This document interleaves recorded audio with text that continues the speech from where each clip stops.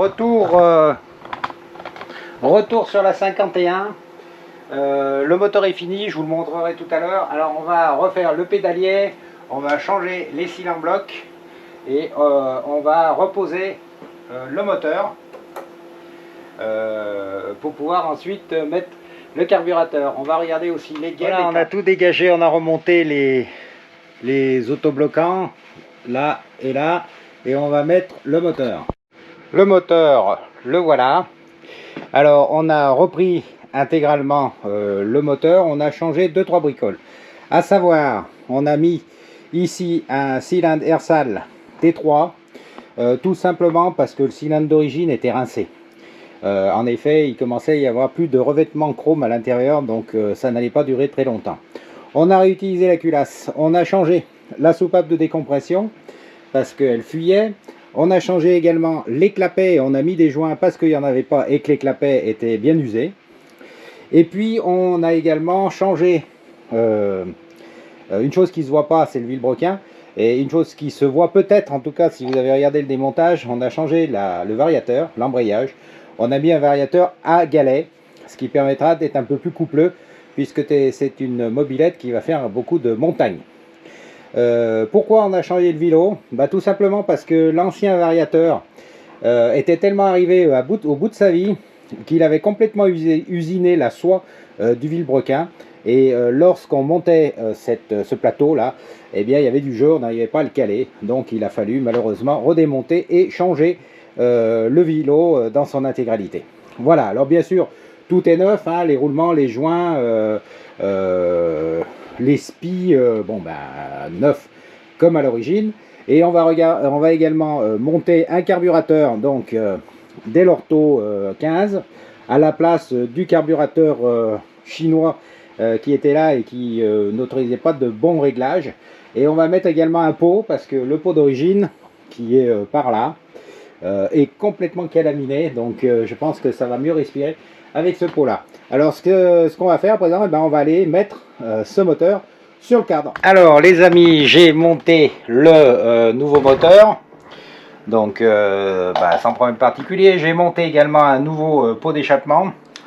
Alors sur les nouveaux pots d'échappement, il y a une petite bague, je vais vous montrer.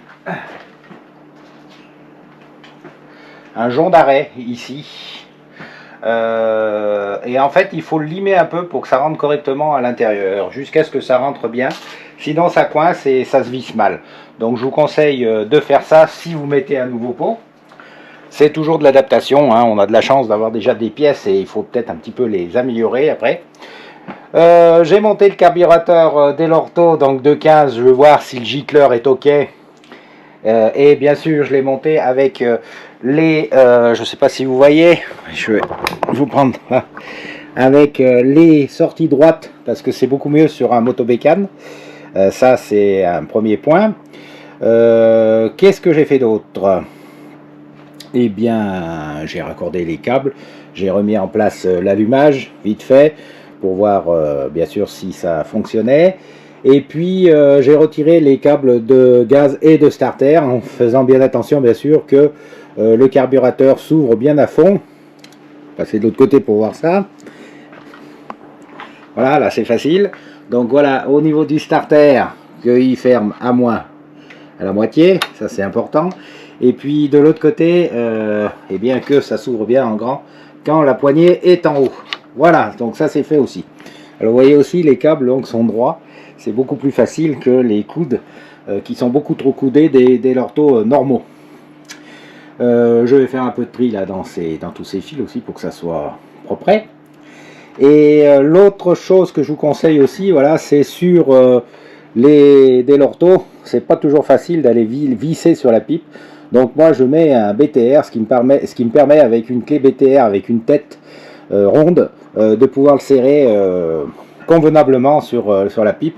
Comme ça il n'y a pas de prise d'air. Voilà, ce que je vous propose, parce que là il serait prêt à démarrer pour voir si c'est ok, c'est d'essayer de le démarrer à la perceuse, juste pour voir si ça fonctionne bien. Et puis j'ai remis aussi l'ancien câble de décompresseur, donc voir si il s'arrête bien aussi. Voilà, bon bah je vais essayer. J'ai mis l'essence, une durite, donc ça vient en bas là comme ça par voilà, je vais voir si je le laisse comme ça ou si je la raccourcis. Je changerai sans doute le robinet d'essence parce que à chaque fois qu'on le touche il fuit. Bon, ça c'est à voir. Et puis après j'installerai donc tout ce qui est poulie et en dernier je serrerai donc quand il y aura la courroie le boulon ici pour pas que les cils en bloc soient en contrainte. Vous devez serrer cet écrou là, l'écrou de support, uniquement quand le moteur est avec sa courroie, la poulie et la courroie. Voilà. Bon, on essaye de le démarrer. Alors, grosse clé. C'est un gros écrou. C'est du 32. Peut-être un petit coup de starter. Un petit coup de gaz surtout, je pense.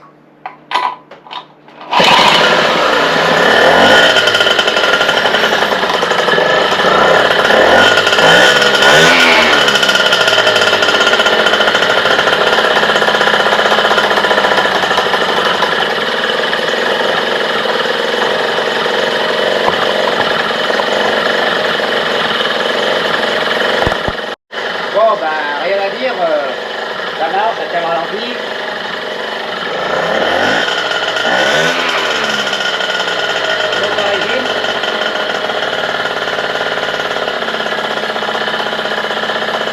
Par contre, ça s'arrête pas. Alors, donc je retombe sans doute le câble du décompresseur.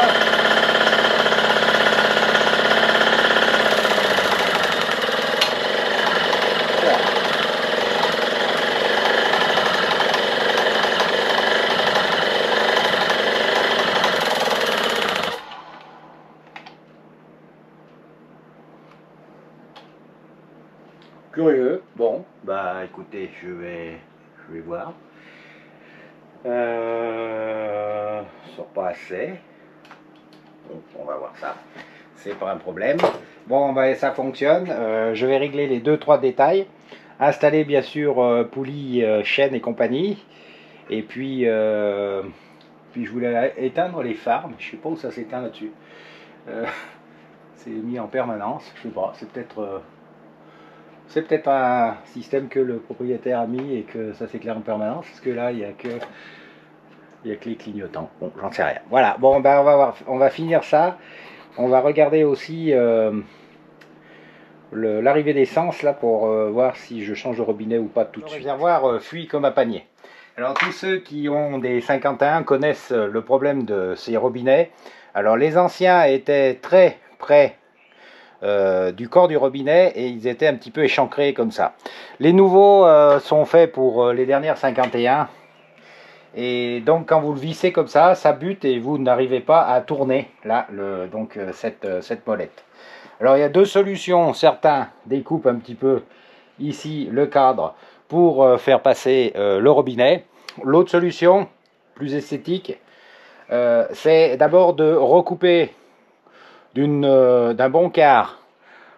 Ici, vous voyez le corps du robinet avec sa molette. Et puis, alors là, je vais affiner, bien sûr, de dégager un petit peu la molette de cette façon pour pouvoir, en fait, la remettre avec un point de colle. Et quand vous revissez le tout, alors d'abord, ça passe parfaitement en vissant. Hein. Ça va arriver là. Hop. Ben, votre molette peut fonctionner d'un côté comme de l'autre. Voilà un petit truc sur ces nouveaux robinets. Malheureusement, on n'en trouve pas pour ce modèle là bien précis. Voilà, ça passe d'un côté et ça passe de l'autre. On n'en trouve pas pour ces cadres bien précis. Pour les autres modèles de 51 un peu plus récents, j'ai pas de problème d'adaptation, mais sur ces cadres là, eh bien, il faut à chaque fois que je fasse cette manipulation. Donc là, je vais bien sûr améliorer le ponçage et je vais coller avec un petit point de super glue hein, la pâte en plastique sur le robinet lui-même. Et après, on remonte le tout et le tour devrait être joué. Voilà. Bon, après, si vous avez un problème de fuite au robinet, vous pouvez toujours réutiliser cette pâte qui était faite pour. Alors l'ancienne pâte, vous allez me dire, autant prendre l'ancienne pâte. Alors non, parce que le système ici de sortie du robinet n'est pas le même. Donc c'est assez difficile à adapter, surtout pour que ça rentre bien et que ça résiste à l'usage. Et ben voilà les amis, le moteur a été remonté, ainsi que la transmission, poulie et les chaînes. Bon voilà, donc prêt à être testé. Alors, juste pour rigoler, j'ai remis aussi le robinet d'essence là, donc que j'avais modifié. Donc vous voyez, tac, arrêt, marche, réserve. Ça passe, le carter passe, hein, j'ai vérifié aussi. Quand j'ai mis la poulie et la courroie, comme le moteur était en tension, j'ai serré bien sûr l'axe au moteur. Et puis je l'ai démarré. Donc vous l'avez vu je crois. Elle a bien démarré, pas de souci. Et ensuite, impossible de l'arrêter. Le décompresseur marchait bien. Je comprenais pas. Alors comme c'était un décompresseur neuf, je me suis dit oulala, une nouvelle série qui ne fonctionne pas, au secours. Donc j'ai essayé, j'ai remis un câble, remis une gaine, bref, tout mis dans les règles de l'art pour essayer, ça ne marchait toujours pas. Enfin si, le moteur fonctionnait, on ne pouvait pas l'arrêter. Bon, alors j'ai dit bon ben il y a un problème avec ce décompresseur. Donc j'ai renlevé le moteur, déculassé, pour m'apercevoir, idiot que je suis, que ce cylindre sale n'a pas de trou de décompression. Je l'ai vu au montage, je m'étais fait la réflexion. J'avais même dit tiens, est-ce qu'il était nécessaire de mettre un joint plat ou pas, et puis j'avais vu avec un ami qui fait des moteurs de compétition, il me dit non, tu peux mettre le joint cuivre sans aucun problème, avec le trou il n'y aura pas de fuite de toute façon. Et j'avais complètement oublié. Alors bien sûr, comme le cylindre n'a pas de trou de décompression, en actionnant le décompresseur, on risquait pas d'arrêter la mobilette. Voilà, donc du boulot pour rien. Là vraiment, je suis un imbécile, mais heureux, donc c'est déjà bien. Donc du coup, j'ai tiré un fil qui va arriver ici, vous voyez, au guidon. Enfin non, vous voyez pas parce que c'est trop bas. Qui va donc c'est prévu pour. Hein. Il y a un fil noir et blanc de mémoire. Alors, vous ne confiez pas à ma mémoire parce que vous voyez, des fois elle me joue des tours. Qui sort donc du CDI et qui permet de mettre un coupe-circuit. Donc un truc pour arrêter l'allumage. Donc en fait, j'ai tiré un fil qui ira jusque au guidon et il y aura un petit bouton pour couper le moteur tout simplement. Et du coup, j'ai enlevé aussi le levier de décompresseur. C'est pas la peine d'aller le chercher. Alors, bien sûr, il sera rendu au client. Hein. Pas la peine d'essayer de faire quoi que ce soit. Ça ne marchera pas. Voilà. Alors juste un petit truc, c'est que, mais ça va venir, donc là tout est vraiment bien compressé, il y a une bonne compression, alors ça va se mettre en place. Et bon, pour la démarrer sans le décompresseur, faut forcer un petit peu plus, bien sûr. Ou alors une petite poussette et hop. Donc voilà, alors ce problème résolu qui m'a quand même pris quelques temps, elle est quasiment complète. Ce que je vais faire, là je l'ai fait tourner un petit peu à l'intérieur vite fait. J'ai déjà resserré, alors oui, vous expliquer comment faire, alors que ce soit n'importe quel moteur, hein, un moteur de Solex, de mobilette ou autre. Moi ce que je fais, je le mets en route là, comme ça, dans le garage, pour le mettre en température, voir si ça fonctionne, s'il n'y a pas de bruit, voilà. Bon, et après je le laisse refroidir. Je resserre une première fois les écrous de culasse au couple. Le couple là-dessus c'est entre 12 et 15, donc moi je suis à 13 jours. Bon, voilà.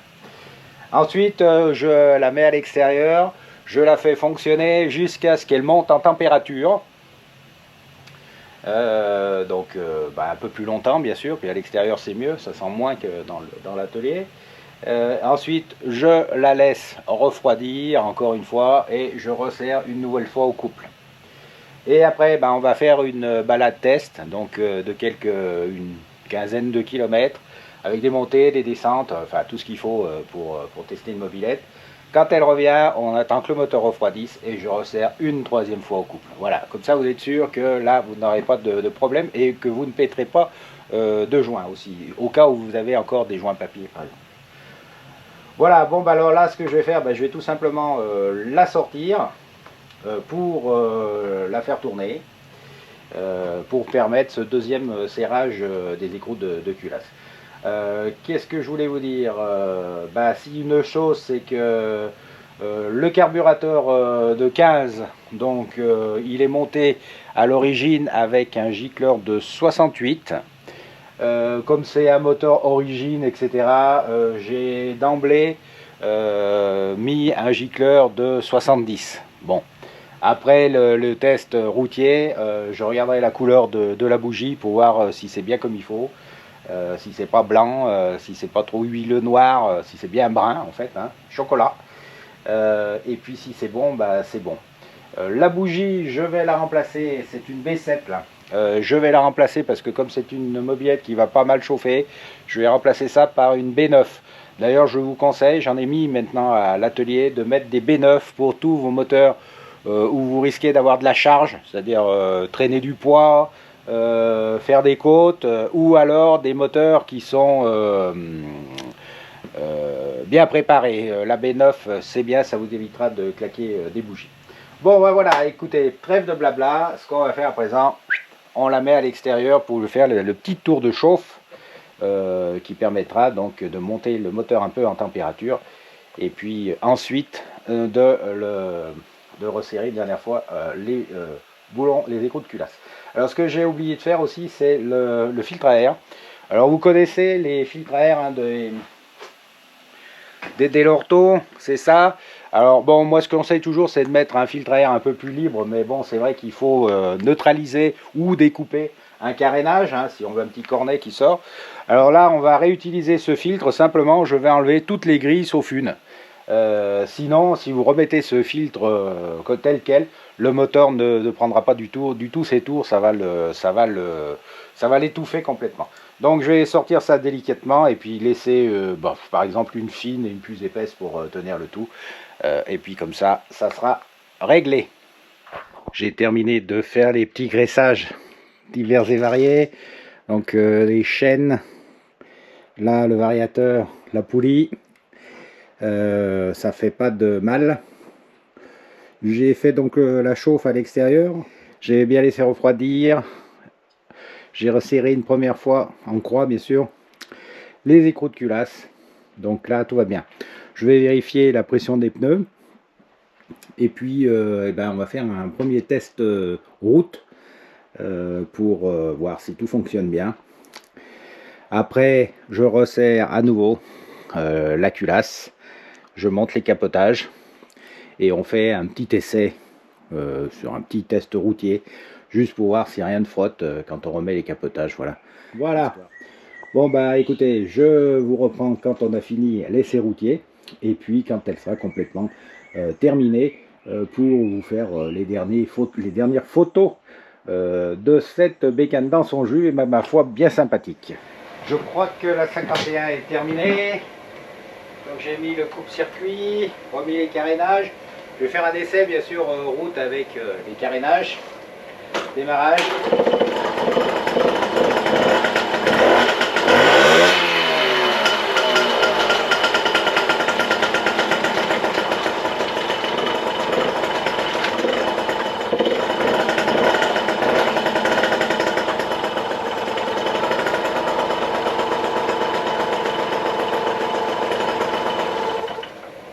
Bon, voilà, écoutez, ça marche. Le ralenti est un peu instable parce que le câble de gaz passe pas au bon endroit. Bon, mais ça, j'étais pas. Et puis la gaine est un peu usée. C'était pas dans le contrat entre guillemets. Mais bon, s'il change tout ça, la gaine comme il faut, ça marchera. Il n'y a pas de problème. Et au niveau routier, écoutez, ça marche comme un scoot. Un bruit bien sourd. Avec le galet, ça a une belle variation, bien souple. Donc normalement, ça devrait le faire. Alors là, ce qu'il reste à faire, pas grand chose en fait. Je vais simplement refaire un tour avec tous les carénages pour voir si rien ne frotte. Parce que des fois ça peut arriver. Et puis après elle est terminée. Voilà. Et j'espère que cette vidéo sur cette machine vous a plu. Et puis n'hésitez pas à vous abonner. Hein. Il y a encore plein de gens qui regardent la chaîne et qui ne sont pas abonnés. N'hésitez pas, ça ne coûte rien, ça vous engage à rien. Si vous avez besoin de pièces pour ce type de mob ou d'autres, eh bien allez faire un tour sur la boutique de l'atelier. La boutique de l'atelier, c'est ce qui fait vivre l'atelier. Alors n'hésitez pas, si nos vidéos vous intéressent, n'hésitez pas à passer sur la boutique. Et puis à très bientôt pour une nouvelle vidéo.